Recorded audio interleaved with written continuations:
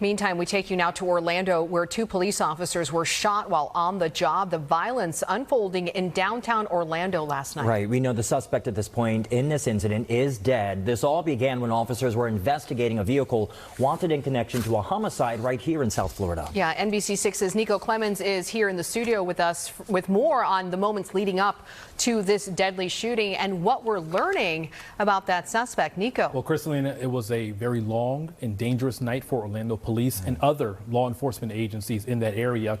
We know that it ended early this morning, and now police are trying to piece together everything, including how that car from Miami got all the way to Orlando. This is a tragedy for our department, anytime we get officers shot. The man accused of shooting two Orlando police officers is dead. Our officers are lucky to be alive, and we ask that you continue to pray for them.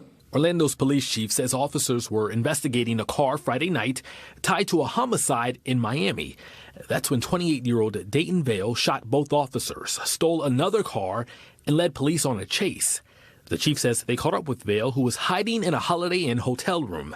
The SWAT team quickly evacuated everyone else. So we just grabbed my family. You know, I'm like the kids, I have the baby in the car. We had a loud bang, shooting, and we had to run down the emergency stairs. Police say Vale shot at SWAT officers several times. Officers shot back, killing him. And for some piece of crap to do this to them because they don't want to go back to prison is ridiculous, and we're not going to put up with it. Miami-Dade police say they reviewed surveillance video from a July 10th homicide that showed someone getting into a car after they shot someone near Northwest 83rd Street and 22nd Avenue. Investigators say that was the same car Vale was found in Orlando.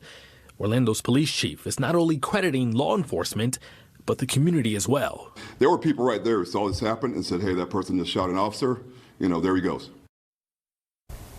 So Orlando's police chief says there was a second suspect, but they later determined that person wasn't involved in the shooting. Detectives say Vale has an extensive criminal history. He's also accused of sexually assaulting a 14-year-old last December. Niko Clemmons, NBC6 News.